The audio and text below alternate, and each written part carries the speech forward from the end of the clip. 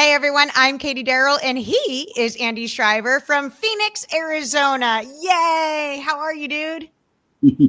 Doing great, thank you. Tell me about the experience going into the Cancer Can Rock studio. I believe we were working with Salt Mine Studios in Phoenix, Arizona, correct? Yes, it was. Great place.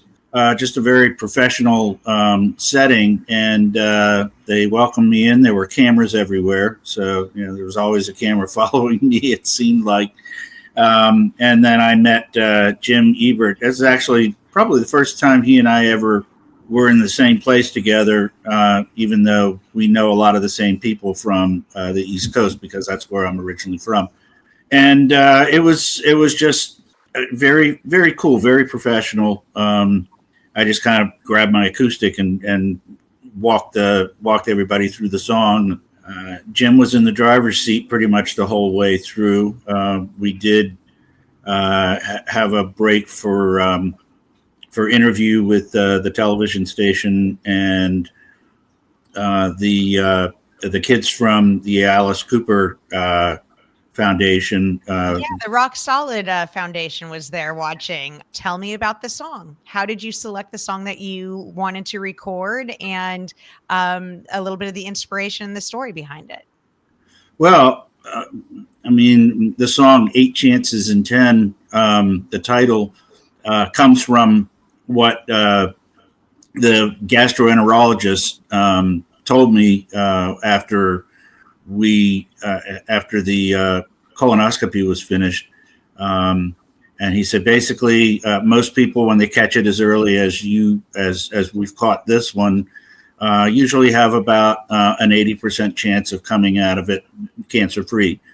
And, and so that's kind of where Eight Chances in 10 came from. But really, the song, I sort of dreamed it up. It basically kind of takes a person through that 2-year period of time from diagnosis to being pronounced, cancer free. I'll see you in 6 months, kind of thing. And that was the oncologist. And starts where where the protagonist, if you will, is living in just an idyllic life. He's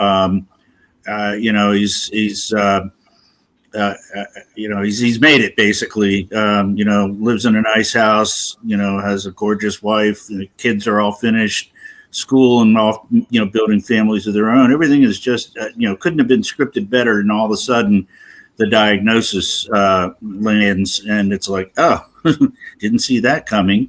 And then from that point, we go through the diagnosis, and we're gonna get this thing, and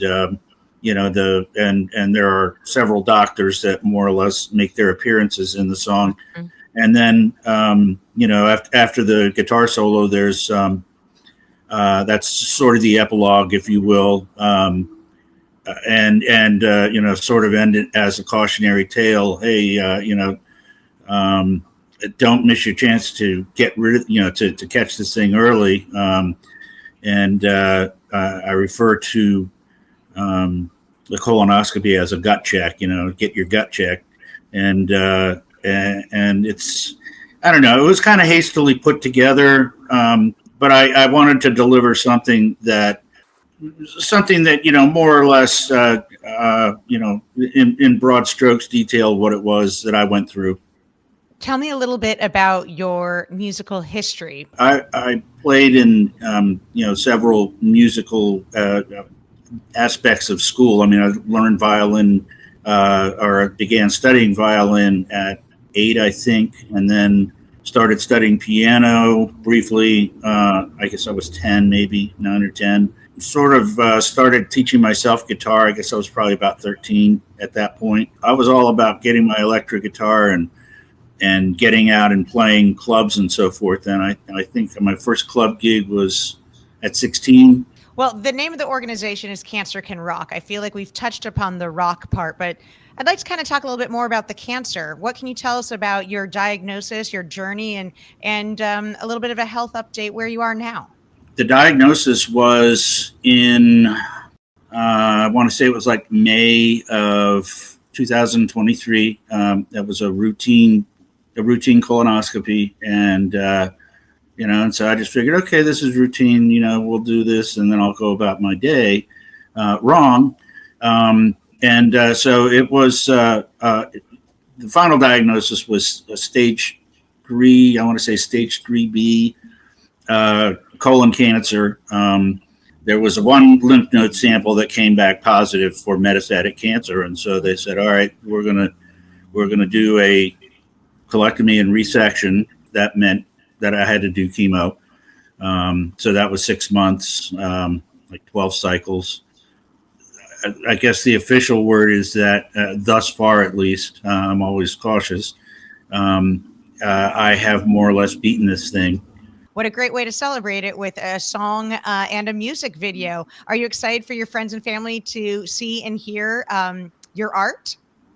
Yeah, I'm actually quite thrilled about it. It would be very interesting to see their reactions. When they see the video, it's like, here's something really tangible that I've done. I mean, my family have seen me, play before. Certainly, it's not something that's foreign to them, but I think they're going to be really thrilled when this thing comes out. And I'm just right now that I have a date certain, I'm just kind of trying to spread the word with my friends and so forth that this thing is happening, and they can see the fruits of my labor, which, if you want to call it labor, I mean, they made it so easy, man. The fruits of your fun.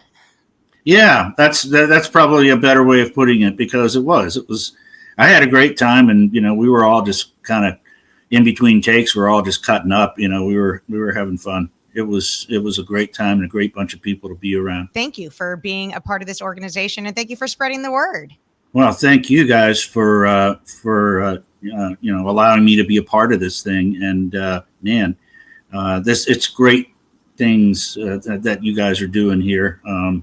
And I don't think enough attention is paid. And so anything I can do to spread the word,